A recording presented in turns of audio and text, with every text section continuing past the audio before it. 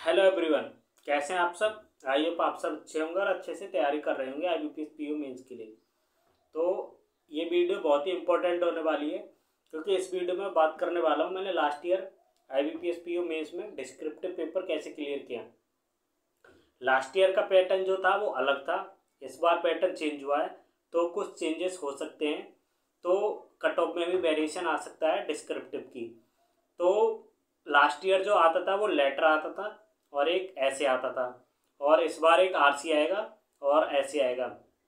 Last year जो मैंने score किया था उस डिस्क्रिप्टिव में वो था 11.5, जिससे मेरी डिस्क्रिप्टिव की कट ऑफ क्लियर हो गई थी। क्योंकि मैं एक हिंदी बैकग्राउंड से हूँ और ज़्यादा मेरी टाइपिंग वगैरह डिस्क्रिप्टिव वगैरह मैं लिख नहीं पाता, मैं उतना कर लेता हूँ जिससे मेरी डिस्क्रिप्टिव की कट ऑफ क्लियर हो जाती है। और जो भी लोग हिंदी बैकग्राउंड से बिलोंग करते हैं तो आपको ये चीज़ समझने की ज़रूरत है कि आपको और लोगों की तरह ज़्यादा स्कोर नहीं करना पाते, तो आप अपनी कट ऑफ क्लियर करने के लिए उतना कर सकते हैं।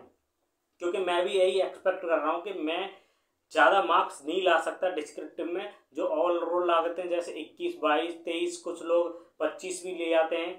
तो मैं जो एक्सपेक्ट कर रहा हूँ मेरे 15 तक मार्क्स आ जाएं तो मेरी अच्छे से कट ऑफ क्लियर हो जाएगी। तो आप क्या कर सकते हैं, जो टॉपिक आ रहा है, मान लो टेक्नोलॉजी से रिलेटेड टॉपिक आया है, तो आपको टेक्नोलॉजी से रिलेटेड जो भी चीज़ हो रही है उससे रिलेटेड लिखना है आपको। मान लो किसी सेक्टर में ग्रोथ हो रही है, AI से क्या इम्पैक्ट पड़ रहा है, एजुकेशन सेक्टर में क्या इम्पैक्ट पड़ा, मेडिकल सेक्टर में क्या इम्पैक्ट पड़ रहा है, AI से लोगों पर क्या प्रभाव पड़ रहा है, उससे किस चीज़ में ग्रोथ आ रही है, हम AI को अपने यूज में कैसे ले रहे हैं, और AI से किन चीज़ों में बेनिफिट हो रहा है, किन चीज़ों में लॉस हो रहा है, और AI से हम अपने लैब में कैसी इम्प्रूवमेंट कर पा रहे हैं। इस तरह आपको AI के बेनिफिट्स क्या हैं, लॉस क्या है, इम्पैक्ट क्या पड़ रहा है, जॉब पे क्या पड़ रहा है, तो ये सारी चीज़ आपको एक कहानी सी बना के लिख देनी है। जो टॉपिक आ रहा है उससे ही रिलेटेड लिखना है, उससे बाहर कुछ नहीं लिखना, और सिंपल इंग्लिश यूज करनी है, ज़्यादा हाई लेवल की इंग्लिश यूज नहीं करनी। क्योंकि हमें वहाँ पे किसी को इम्प्रेस नहीं करना, क्योंकि वहाँ पे AI चेक करता है, कोई टीचर चेक करने वाला नहीं बैठा वहाँ पे।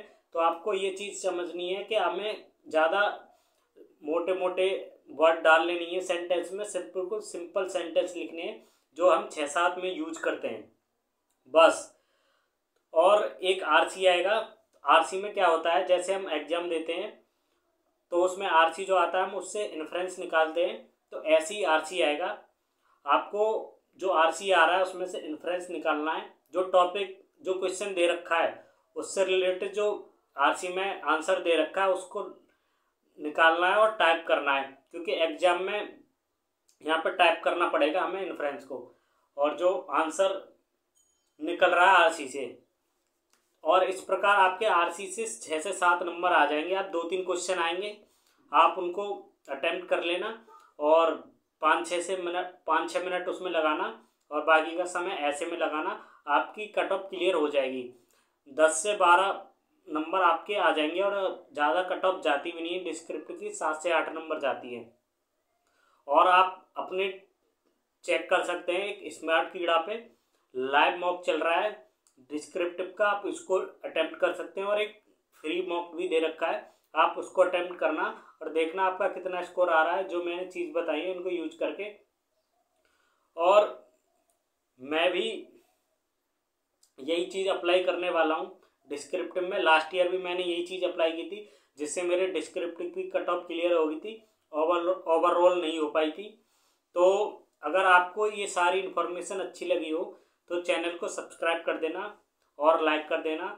मिलते हैं अगले वीडियो में, और अच्छे से मेंस के लिए तैयारी करो। 10 से 12 दिन रह गए हैं, 2-3 महीने की करंट अफेयर जो भी बची नहीं कर पाए हैं करंट अफेयर्स, 2-3 महीने की अच्छे से कर लेना। बैंकिंग और RBI सर्कुलर आपकी 8 से 10 नंबर करंट अफेयर्स में आ जाएंगे।